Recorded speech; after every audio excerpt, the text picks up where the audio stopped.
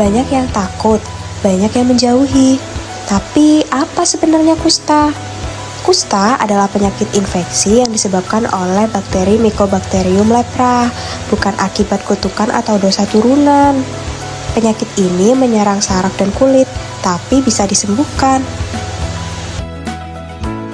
Kusta menular melalui percikan droplet dari saluran pernafasan yang keluar saat penderita batuk atau bersin. Tapi, perlu kontak erat dan berulang dalam waktu yang lama dengan penderita yang belum diobati. Sekali kontak tidak akan menyebabkan penularan ya. Terdapat 3 jenis kusta yang dapat menyerang tubuh manusia. Diklasifikasikan berdasarkan tingkat keparahan dan respon kekebalan tubuh penderita. Yang pertama, kusta tuberkuloid. Ini adalah bentuk kusta yang paling ringan. Umumnya hanya ditandai dengan bercak kulit yang berwarna lebih terang dari kulit sekitarnya dan terasa mati rasa atau kebas. Yang kedua, kusta Borderline.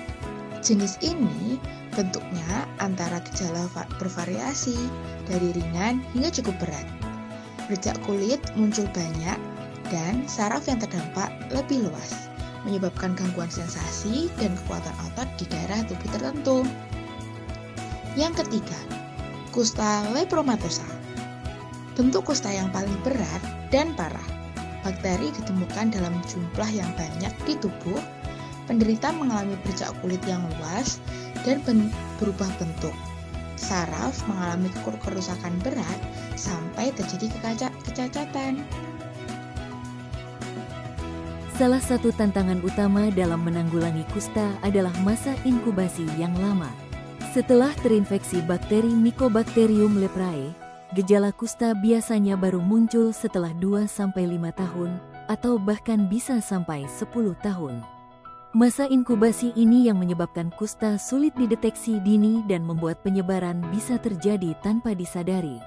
Karena gejala awal kusta sangat halus dan mudah disalahartikan, penting bagi masyarakat untuk mengenali tanda-tanda seperti bercak kulit yang mati rasa atau terasa kebas. Pemeriksaan rutin dan konsultasi dengan tenaga medis sangat dianjurkan jika kamu atau keluarga menunjukkan gejala tersebut. Kusta dapat menyebabkan kerusakan syaraf dan kecacatan bila tidak diobati dengan segera atau tepat. Saraf tepi yang rusak akan menyebabkan mati rasa, sehingga penderitanya sulit merasakan sakit, panas, atau luka. Hal ini bikin resiko cedera semakin tinggi dan bisa berujung pada cacat permanen.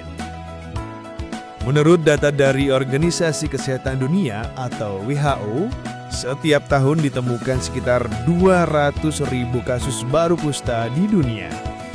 Dari jumlah ini, sekitar 5-10% mengalami kecacatan karena terlambat mendapat pengobatan. Kecacatan akibat kusta bukan hanya berdampak fisik, tapi juga sosial. Karena penderita sering mengalami stigma dan diskriminasi. Oleh karena itu, pencegahan, deteksi dini, serta edukasi masyarakat sangat penting untuk mengurangi angka kecacatan ini. Kusta sebenarnya bisa disembuhkan dengan pengobatan yang tepat dan rutin, menggunakan obat kombinasi selama 6 bulan sampai 1 tahun, tergantung jenisnya. Jadi, jangan takut untuk memeriksakan diri, dan jangan biarkan stigma membuat penderita merasa terasing. Edukasi dan dukungan sosial adalah kunci utama agar penderita bisa menjalani kehidupan normal tanpa kecacatan. Mari bersama-sama hilangkan kesalahpahaman tentang kusta dan bantu sebarkan informasi ini agar masyarakat lebih waspada dan peduli.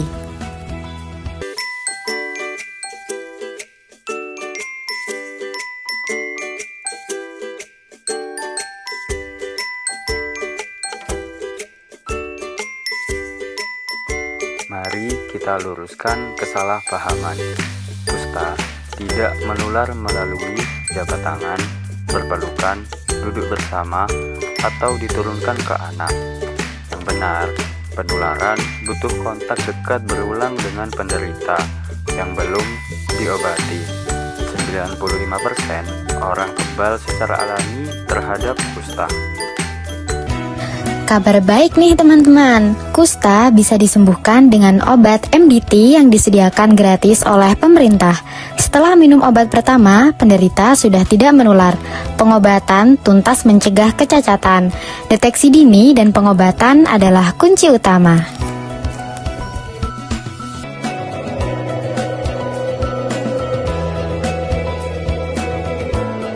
Sudah saatnya kita mengubah pandangan. Penderita kusta butuh dukungan, bukan dijauhi. Dengan pengobatan yang tepat, mereka bisa sembuh dan hidup produktif. Stop stigma, mulai peduli. Jika ada gejala, segera ke puskesmas terdekat agar dapat ditangani dengan segera.